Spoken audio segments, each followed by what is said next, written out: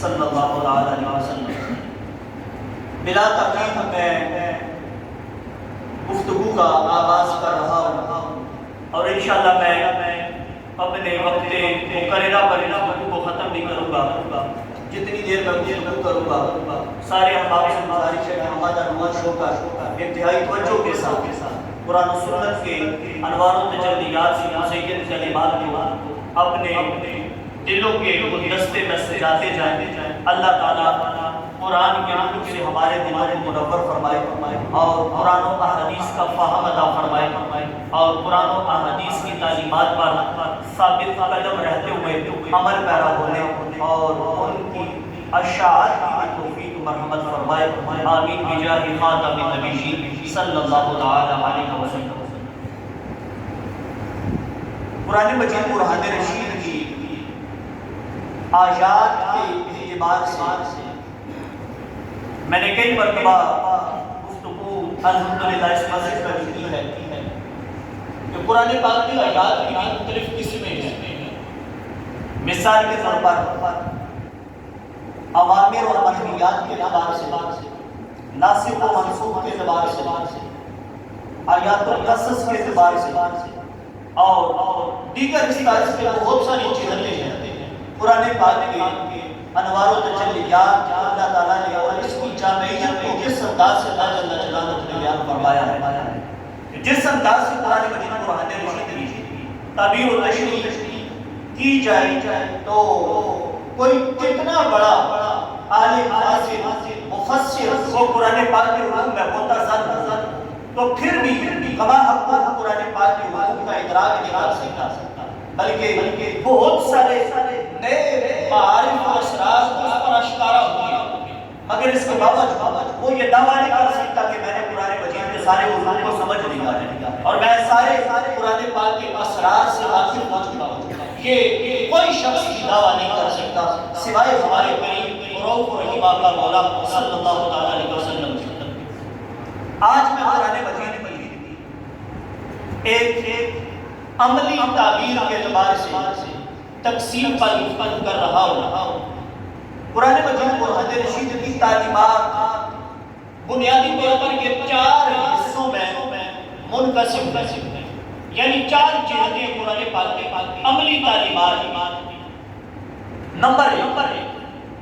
اصلاح عقائد کا بیان اللہ کے قرآن میں موجود ہے۔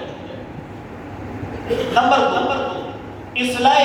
اعمال اور عبادات کا بیان بھی اللہ کے قرآن میں موجود ہے۔ نمبر 3 اصلاح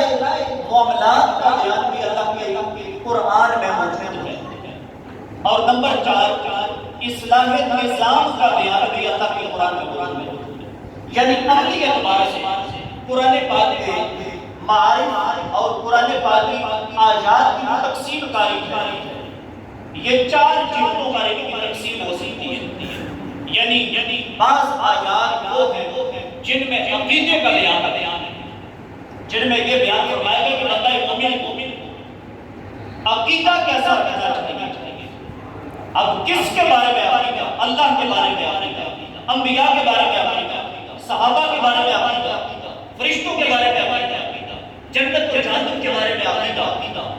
اسی طرح سے دیگر جتنے بھی ضروریات دین ہیں تو ان سب کے اعتبار سے قرآن پاک کا باقاعدہ بندہ مومن کا کیا نظریہ ہونا چاہیے، اس کا کیا عقیدہ ہونا چاہیے، تو قرآن پاک کی اس جہت میں یہ ساری رہنمائی ہم سب کے لیے موجود ہے۔ اس کے بعد اصلاح عبادات اور اصلاح معاملات کے اعتبار سے قرآن پاک کی تعلیمات یہ ہمارے لیے رہنمائی کا ذریعہ ہے۔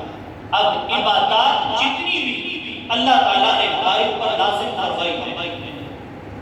ان ساری عبادتوں کا بیان، ان عبادتوں کو بجا لانے کے طریقے اور یہ ساری جہتیں یہ بھی قرآن مجید برہان رشید میں ہماری رہنمائی کے لیے موجود ہے۔ مثال کے طور پر نماز کا حکم دیا قرآن مجید برہان رشید میں، تو اس نماز کو اوقات کے ساتھ جو مشروط فرمایا اور پھر اس کی عملی تعلیم، چونکہ سرکار صلی اللہ علیہ وسلم نے عملی طور پر نماز پڑھ کے نمونہ ہمارے لیے قائم فرمانا تھا، قرآن مجید برہان رشید نے بیان فرما دیا ان کنتم تحبون اللہ فاتبعونی یحببکم اللہ، تم نے مطابقت کرنی ہے میرے محبوب علیہ السلام کی، لقد کان لکم فی رسول اللہ اسوۃ حسنہ،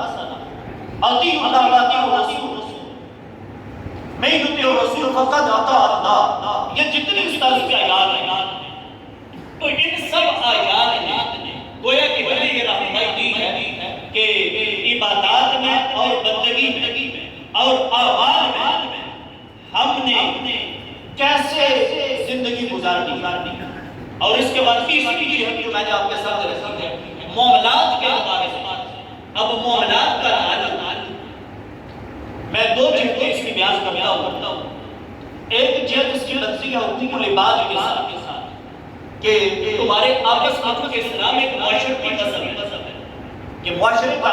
ہر فرد ایک دوسرے کے ساتھ جڑا ہوا ہے، ہر فرد کے ایک دوسرے کے ساتھ حقوق و فرائض متعلق ہے۔ مثال کے طور پر اولاد کے حقوق والدین پر ہے، والدین کے حقوق اولاد پر ہے، میاں کے حقوق بیوی پر ہے، بیوی کے حقوق وہ اس کے شوہر پر ہے، اسی طرح سے پڑوسیوں کے حقوق ہیں، دیگر اسی طرح سے استاد کے حقوق شاگرد پر ہیں، شاگرد کے حقوق استاد پر ہیں، پیر کے حقوق مرید پر ہیں، مرید کے حقوق اس کے پیر پر ہیں، تو ہر جہت پر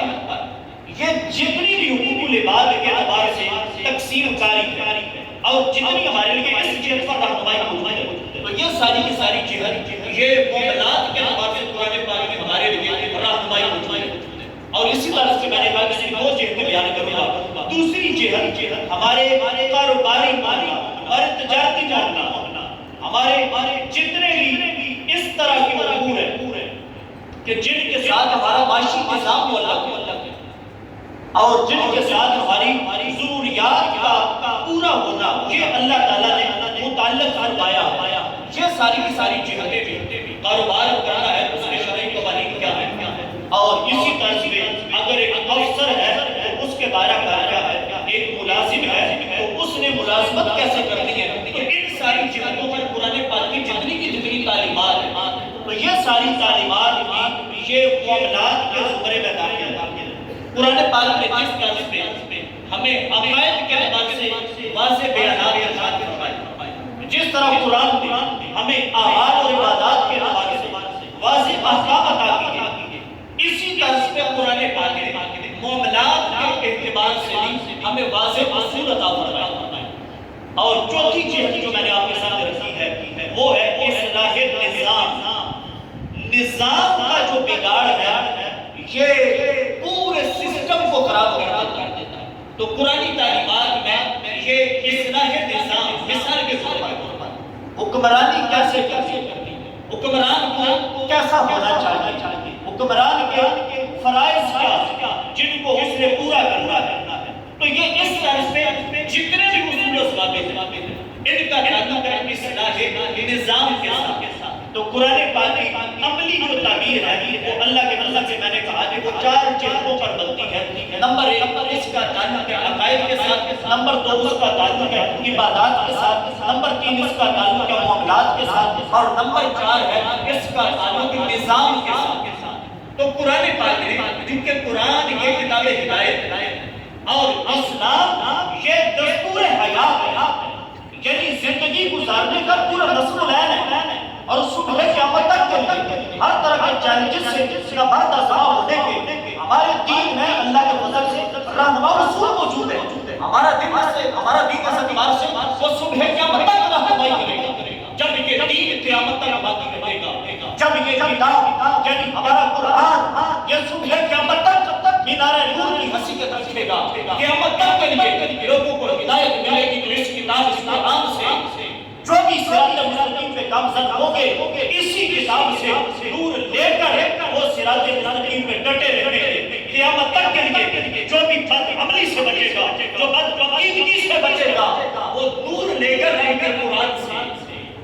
قرآن کی ان ساری جہتوں پر جو ہمارے لیے تعلیمات ہیں ان تعلیمات کا احاطہ کرنا اور پھر ان تعلیمات کو اپنے پیش نظر رکھنا اور ان تعلیمات کو اپنی زندگی میں نافذ کرنا اور ان تعلیمات کا پرچار کرنا، یہ ہم سب کے لیے لازم ہے،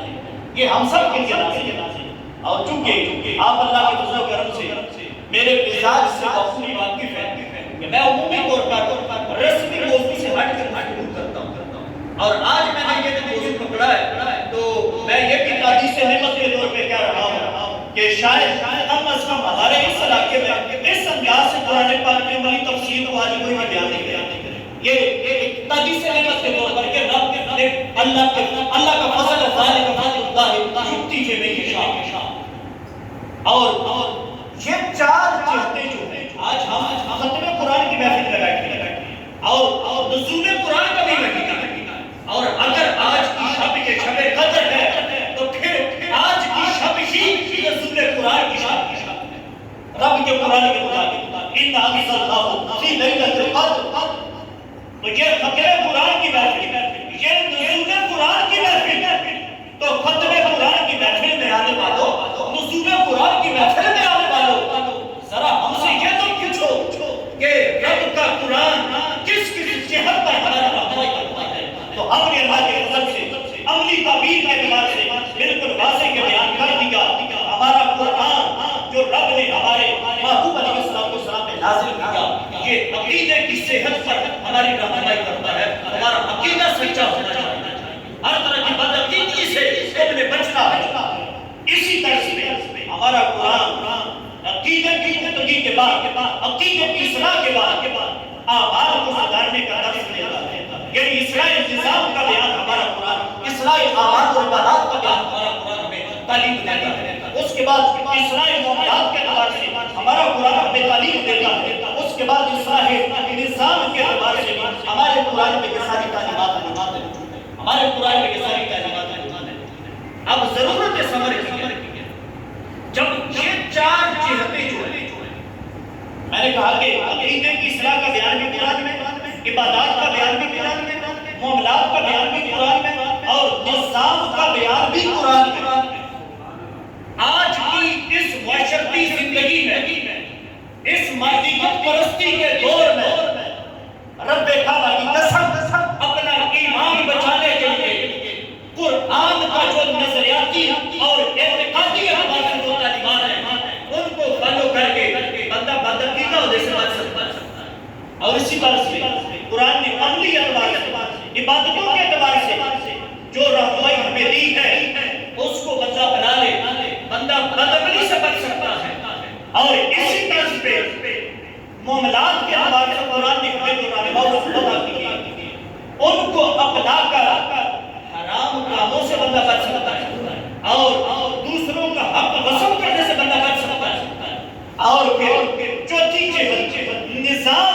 کے اعتبار سے قرآن نے ہمیں جو تعلیمات عطا فرمائی ہیں، اگر ان کو ہم فالو کر لیں تو پوری دنیا میں قرآن و سنت کی بالادستی کے جھنڈے کو گاڑا جا سکتا ہے۔ یہ ہے عملی تعمیرات، قرآنی تعلیمات، عملی تعمیرات، قرآنی تعلیمات، عقائد کے اعتبار سے، اعمال اور عبادات کے اعتبار سے، اور اس کے بعد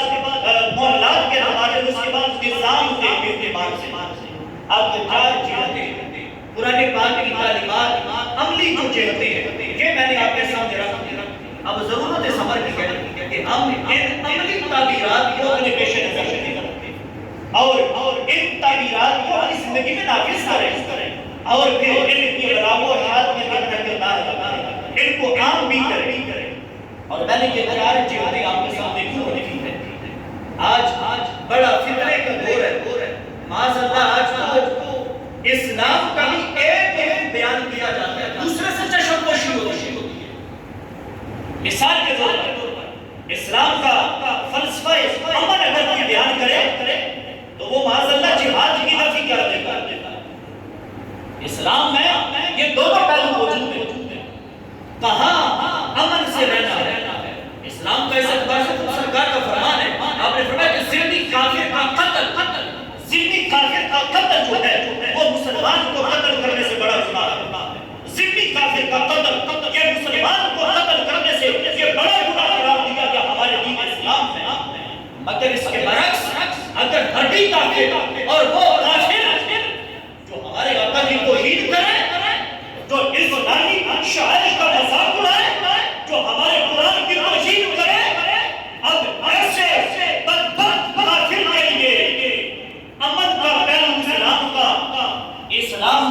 والوں کے سامنے نہیں رکھا جائے گا. اسلام کا جہاد اور تلوار کا درس جو ہے وہ اسلام کے مت والوں کے سامنے بھی آتے ہیں. یعنی مختلف مواقع کب کون سا درس دینا ہے، کب کس موضوع پہ خطیب نے گفتگو کرنی ہے، کب مقرر نے کس موضوع پہ بولنا ہے. قلب الناس علی قدر عقولہم علی سبیل المحل، کس موقع پر کن لوگوں کے ساتھ کیسی گفتگو کرنی ہے اور کس موقع پر کس موضوع پہ گفتگو کرنی ہے، یہ عالم دین سے بڑھ کر کوئی نہیں جان سکتا.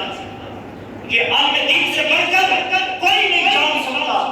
ہم ڈنکے کی چوٹ پہ یہ دنیا میں واضح کر دینا چاہتے ہیں، ہمیں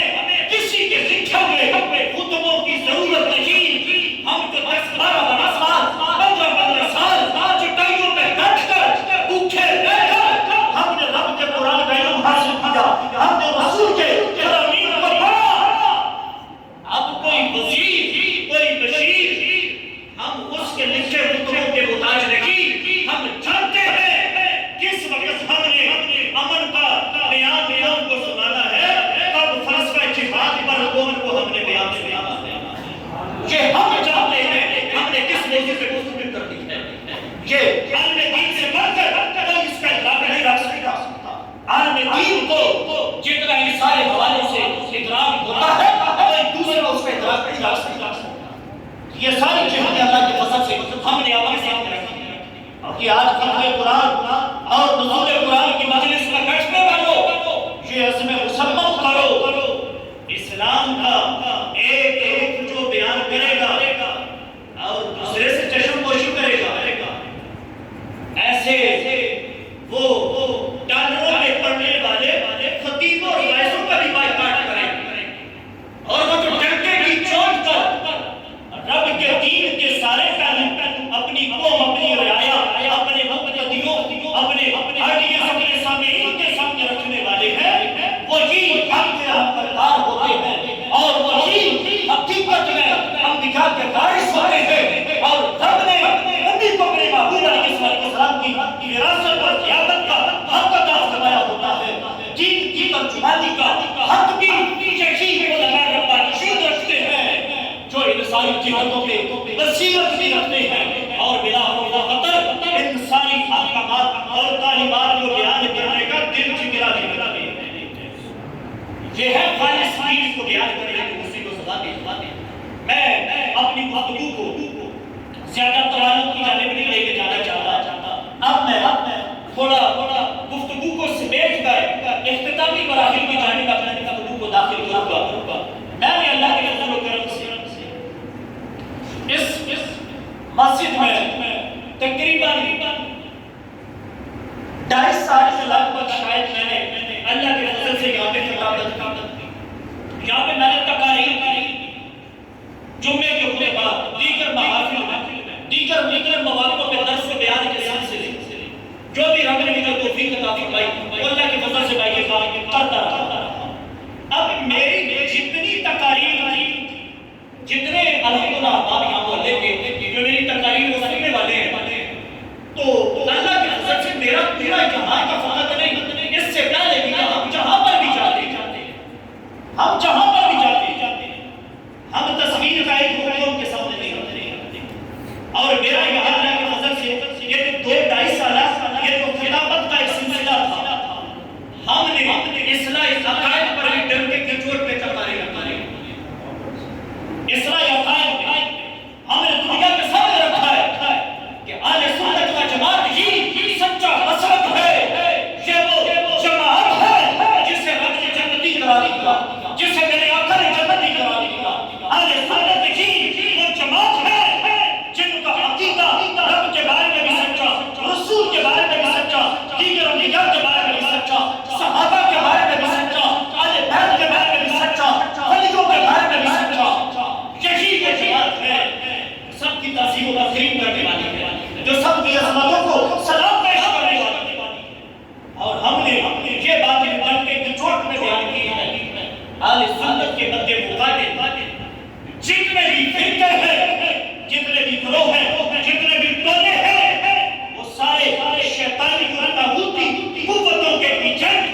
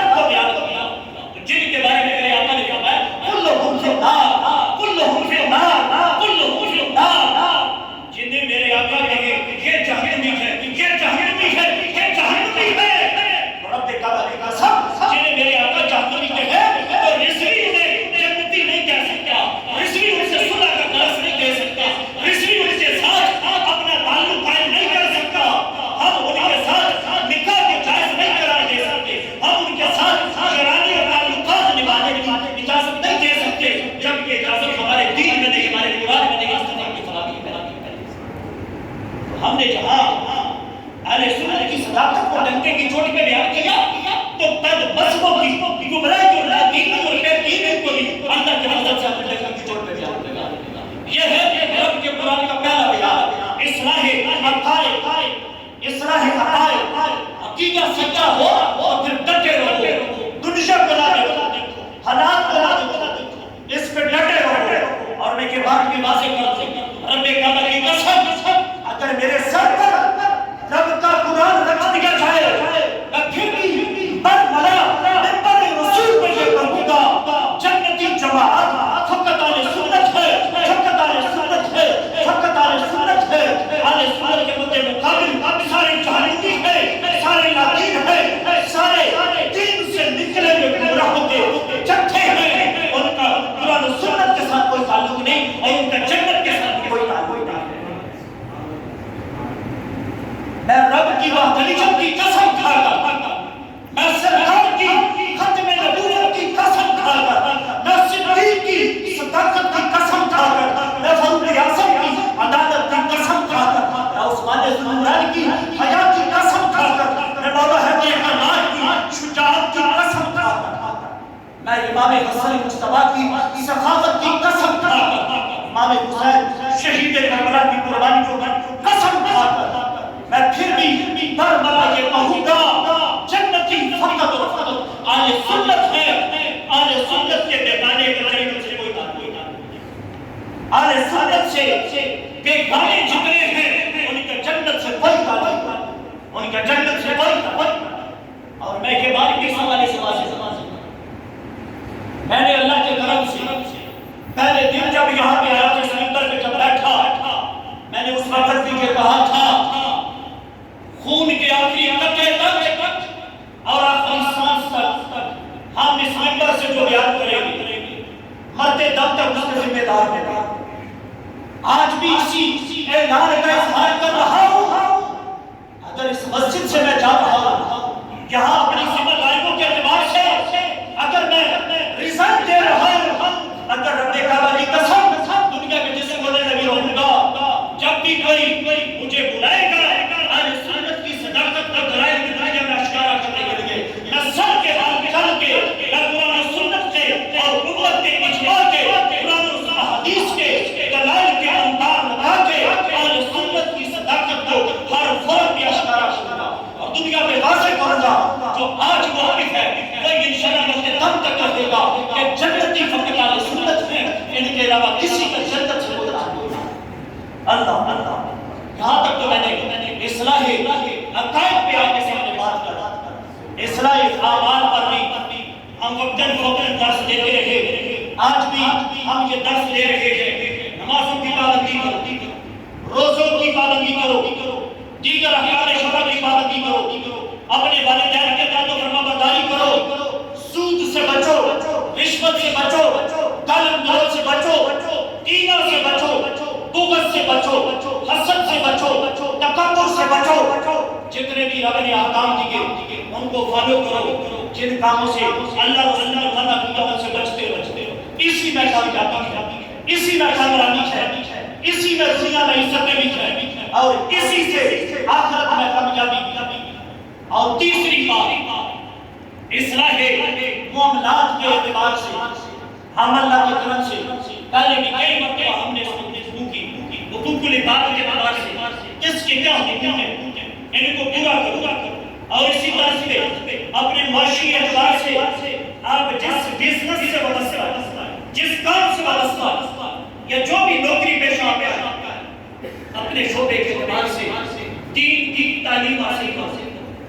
دین کی تعلیم حاصل کرو. اپنے حلال اور حرام کے اعتبار سے اپنے علماء سے اپنا ساری کاروباری صورتحال کو بتا کر ان سے پوچھو کہ ہمارے مال میں کہیں وہ حرام کی آمیزش تو نہیں ہو رہی، کہیں حرام تو اس میں نہیں داخل ہو رہا. اپنے کاروبار کی تسلی کرو اور قرآن و سنت کی تعلیمات کے مطابق اپنے معاشی نظام کو استحکام کرو. اس میں دنیا میں بھی تمہیں عزتیں ملے گی اور آپ کی بارگاہ میں بھی تمہیں کامیابی ملے گی. اور آخری بات جو میرے اس موضوع سے ریلیٹڈ ہے اصلاح نظام. ہم نے اللہ کی طرف سے جہاں اصلاح عقائد پہ MK کی چوٹ میں ہم نے تقریریں کی، اصلاح اعمال پہ ہم نے بالکل واضح بیانات کیے، اصلاح معاملات پہ دو ٹوک اپنے موقف اپنائے، قوم کے سامنے بیان کیے، وہیں پہ اللہ کی طرف سے ہم پہلے دن سے اس نظام جو اس وقت مغربی نظام ہمارے ملک میں رائج ہے، ہم اس کو وطن سے دیش سے گالا دینے کے لیے آواز حق بلند کرتے ہیں۔ آج بھی وہی موقف ہے، آج بھی وہی موقف ہے، نہ سلیکٹڈ والوں کے پاس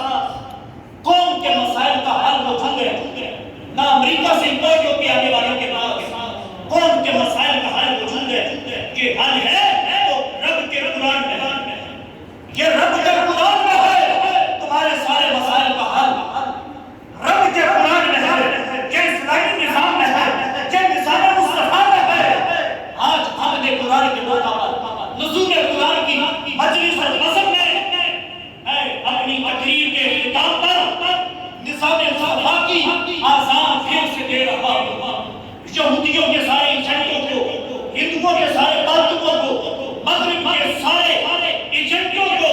آج دیش دیوانا دو، ان کو ریجیکٹ کرو اور نظام مصطفیٰ کا جھنڈا اٹھا کر قرآنی تعلیم کو اپناتے ہوئے وطن میں اسلامی نظام کی بالادستی کے لیے اپنا کردار ادا کرو۔ انشاءاللہ وہ وقت دور نہیں ہوگا کہ شہداء کا خون رنگ لائے گا، غازیوں کی قربانیاں رنگ لائیں گی۔ ہم نے بھی اللہ کے فضل سے حدیث نعمت کے طور پہ کے بعد بھی کر دوں کہ اس کاز پر آواز حق بلند کرنے کے لیے کئی مرتبہ رب نے جیلوں میں جانے کی توفیق بھی بخشی، یہ رب کا فضل ہے۔ کئی مرتبہ تھانوں کچہریوں کے چکر بھی لگائے، اگرچہ آپ بھی پریشان تھے، گھر والے بھی پریشان ہوتے ہیں، سارا سلسلہ ہوتا ہے، مگر ہم اس غیرت والی طرز زندگی پہ ناز کرتے ہیں۔ اور رب کی بارگاہ میں دعا وہ ہے، رب ان لمحات کو جو حق کی بالادستی کے لیے قربانیاں دی، جو قرآنی نظام کی بالادستی کے لیے قربانیاں دی، جس قرآن کو آج نماز تراویح میں ہم نے سنا، اس قرآن کے فیصلوں کو سپریم کورٹ نے نافذ کروانے کے اعتبار سے قربانیاں دی۔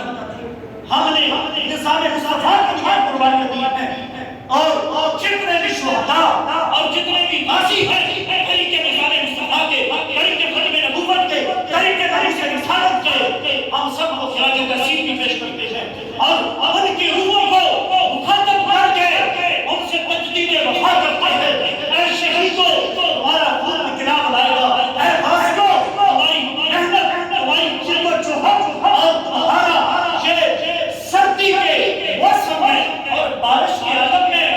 یہ چلتی گولیوں میں ختم نبوت کے لیے، ناموس رسالت کے لیے اور نظام مصطفیٰ کی علمبرداری کے لیے جو تمہاری قربانیاں وہ رائگانے جائیں گی، وہ رائگانے جائیں گی۔ انشاءاللہ انہی قربانیوں کے نتیجے میں اس ملک میں جو نوید سحر ہوگی وہ نظام مصطفیٰ کے علمبرداروں کی ہوگی، وہ قرآن کے نظام کی بالادستی کی ہوگی، وہ حق کی صدا کر کر انشاءاللہ اس ملک کا وہ سسٹم کی شرح بہتر بنانے میں اپنا کردار ادا کرے گا۔ میں نے آج کے اس پروگرام میں جو تقریر کرنی تھی وہ اللہ کے فضل سے کر چکا، اور مجھے رب کی توفیق میں بھی میں شکر ادا کرتا ہوں کہ رب نے آج بھی مجھے توفیق دی ہے، میں اپنے مزاج جو رب نے مجھے عطا کیا میں اس کے مطابق آج 27ویں شب میں اور قرآن کے ملک بھی 27ویں شب آج ہم پاکستان بنانے والوں کی تجدید وفا کر رہے ہیں۔ تو ہم نے جس مشن کے لیے قربانیاں دی ہیں، ہم آج آؤ دیکھو تو صحیح، آؤ دیکھو تو صحیح، اے پاکستان کی جو اپنی جانوں کے نذرانے پیش کرنے والوں، آؤ دیکھو تو صحیح، آج جہاں بہت سارے جبہ پوش کو مزاحمت کا شکار ہو گئے، جہاں بہت سارے جو تو نثارہ کے اور ڈالر خور بن کے گئے، ہے پاکستان میں نظام مصطفیٰ کی بہاریں دیکھنے کے لیے اپنی جانوں کے نذرانے پیش کرنے والوں، اب دیکھو تو صحیح، آج مدنی مسجد کا یہ منظر دیکھو تو صحیح، ہم آج بھی تمہارے مشن پر جھنڈا لہرا رہے ہیں، ہم آج بھی تمہاری قربانیوں پر یاد کر رہے ہیں، ہم آج بھی تمہاری روحوں کو سلام پیش کر کے تم سے تجدید وفا کر رہے ہیں۔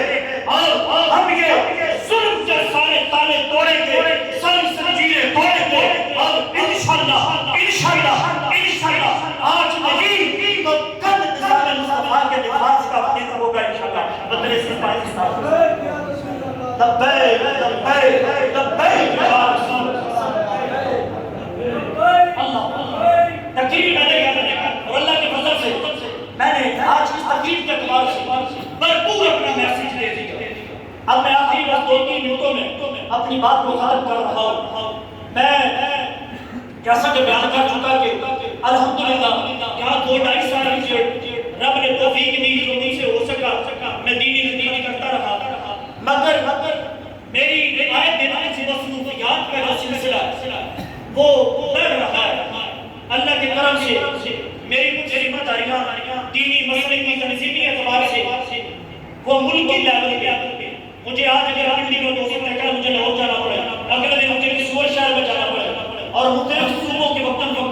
تنظیمی مسئلے کی اور پروگراموں کے اعتبار سے اور تبلیغی سرگرمیوں کے اعتبار سے دورے اور دیگر اس طرح کی بہت ایکٹیویٹیز پھر الحمدللہ میرے اپنے کچھ تعلیمی ادارے ہیں ان کے اعتبار سے بھی میری مصروفیات ہے. میں پراپر یہاں جو ہے وہ ٹائم نہیں دے پا رہا.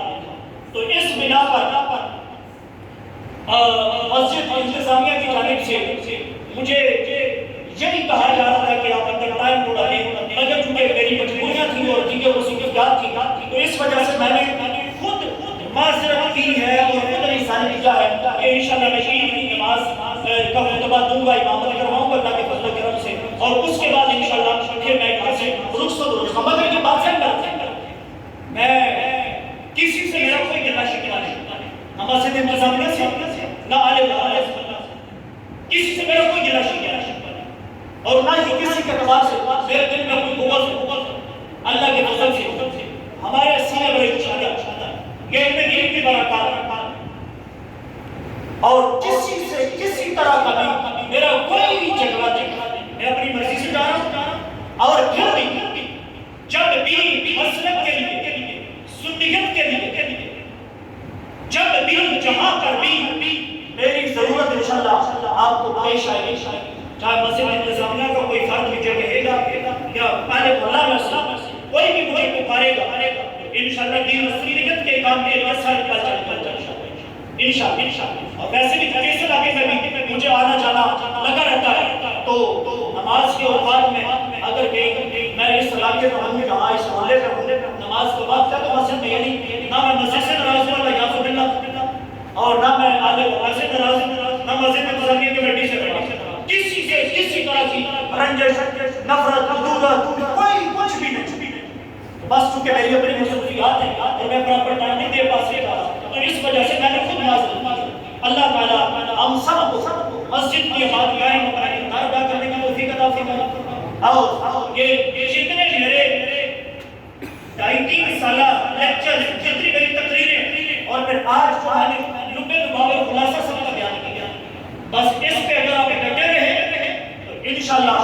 یہ آپ کی کامیابی کے ساتھ آخرت میں انشاءاللہ مجھے بھی اپنی بارگاہ میں حصہ دے انشاءاللہ اللہ کے فضل و کرم سے بس ان ساری تعلیمات پہ ڈٹے رہے نمازوں کی پابندی کریں اپنی اولاد کی قرآن سنت کے مطابق تربیت کریں مسجد کو آباد کریں ملتی معاملات زندگی کو شریعت کے مطابق بتائیں. اللہ تعالیٰ ہم سب کا حامی و ناصر ہو اور ہم سب کو اللہ تعالیٰ اسلام کے ہر مرکز ہر مسجد کو ہر مدرسے کو آباد کرنے کی اور بڑھ چڑھ کر جانی مالی تعاون کی بھی اللہ تعالیٰ ہم سب کو ہمت و توفیق مرحمت فرمائے. اللہ تعالیٰ ہم سب کا حامی و ناصر ہو. میری وجہ سے اگر کسی کی شخص میں جتنا سا یہاں سے رہا کسی کی بھی کسی جیون پر دل آزاری ہوئی ہے چاہے عام مقتدی ہے چاہے مسجد انتظامیہ کمیٹی کے افراد ہیں میں اللہ کی رضا کے لیے اپنے وقت بھی سب کو معاف کرتا ہوں اور سب سے توفیق طلبگار بھی اللہ تعالیٰ ہم سب کو پیارے آقا خدا کی میں استقامت عطا فرمائے. دے رہے ہیں ہم دعوت حق جو چاہے ہمارے ساتھ چلے ہم روک رہے ہیں باطل کو جو چاہے ہمارے ساتھ چلے وما توفیقی الا باللہ.